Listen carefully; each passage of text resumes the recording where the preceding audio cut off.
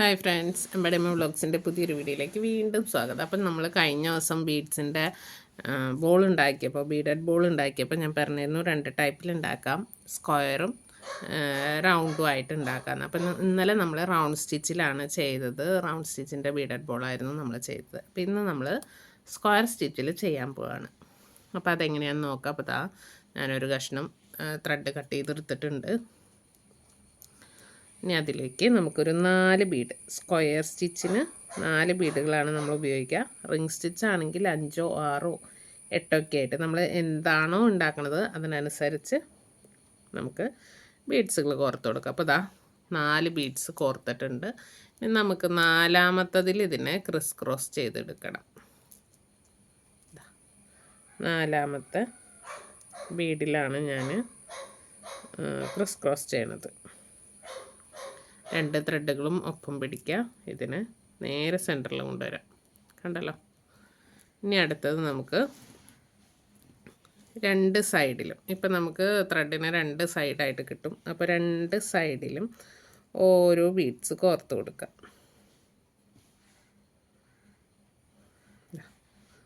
2 സൈഡിൽ ഓരോ ബീഡ് കോർത്തു. സെൻറ്ററിൽ അടുത്ത ഒരു ബീഡ് എടുത്തിട്ട് അതിന് സെൻറ്ററിൽ വരുന്ന രീതിയിൽ ലെഫ്റ്റ് റൈറ്റിൽ നിന്നും ക്രിസ് ക്രോസ് ചെയ്ത് കൊടുക്കാം.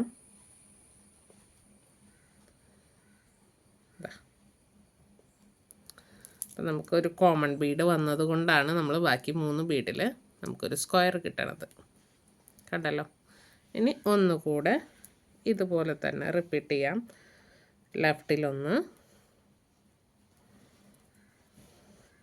റൈറ്റിൽ, ദെൻ ക്രിസ് ക്രോസ് ചെയ്യാം.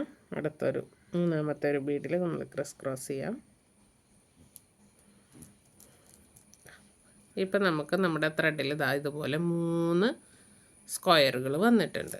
ഇനി നമുക്ക് അടുത്ത ഒരു ഇതിൽ ലെഫ്റ്റിലൊന്ന് കോർക്കാം,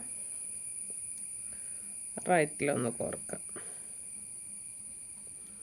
ഇതിന് നേരെ ഇനി നമ്മൾ ഈ ഒരു ബീഡിൽ, അതായത് കണ്ടല്ലോ, ഈ ഒരു അറ്റത്തുള്ള ഈ സെൻറ്റർ ബീഡിൽ നമുക്ക് ക്രിസ് ക്രോസ് ചെയ്തെടുക്കേണ്ടത്.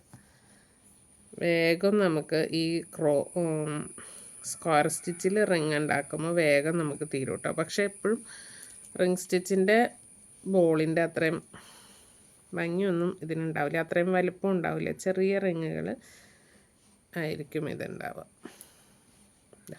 2ഉം ക്രിസ് ക്രോസ് ചെയ്തു 2 സൈഡിൽ. ഇനി ഇതിനെ ക്രോസ് ചെയ്ത് കഴിഞ്ഞാൽ നമ്മുടെ ബീഡഡ് ബോൾ ആയി. ഇതിന് കണ്ടിന്യൂഷനായിട്ട് ഇങ്ങനെ പോകാം കേട്ടോ. നമ്മളൊരു ചെയിനൊക്കെ ഉണ്ടാക്കണം, മാലയൊക്കെയോ ആണ് ഉണ്ടാക്കാൻ ഉദ്ദേശിക്കുന്നതെങ്കിൽ അങ്ങനെ കണ്ടിന്യൂഷനായിട്ട് പോകാം. അപ്പം ഞാൻ ജസ്റ്റ് ഈ ഒരു ബോൾ മാത്രമാണ് ഉണ്ടാക്കി കാണിക്കുന്നത്. ജസ്റ്റ് നമ്മൾ കഴിഞ്ഞ ബോൾ ഉണ്ടാക്കിയപ്പോൾ ചെയ്തതുപോലെ തന്നെ എല്ലാ സൈഡിൽ നിന്നും ത്രെഡിനെ വലിച്ചു കൊണ്ടുവരിക.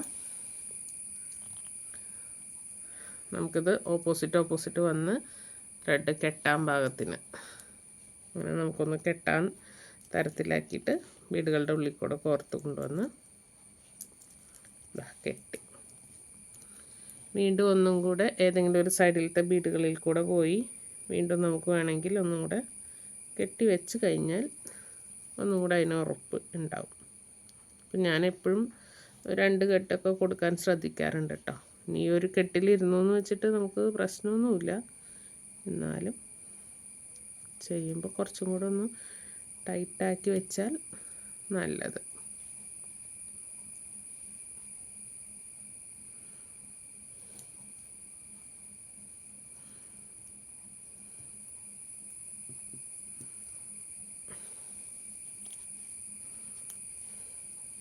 വീണ്ടും ഇവിടെ കൊണ്ടുവന്നൊന്ന് നമ്മൾ കെട്ടി.